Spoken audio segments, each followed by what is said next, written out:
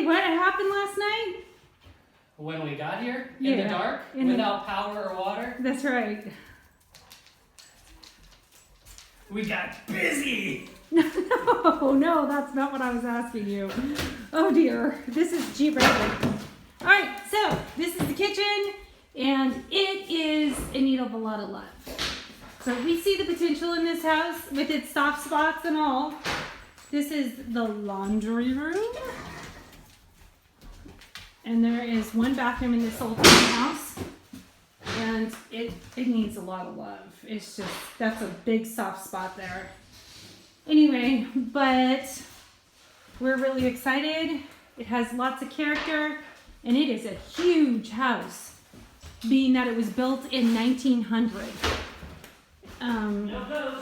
Yeah, and the rumor in town, in the town we live in, was that it was haunted. So nobody wanted to live in it, except for us, because we're crazy. But it was exciting. Last night we came in, no power, no electricity, no lights. We used candles. And it looks like local teenagers have been creatively working on this house. Anyway, so we're working on it. One room at a time, though.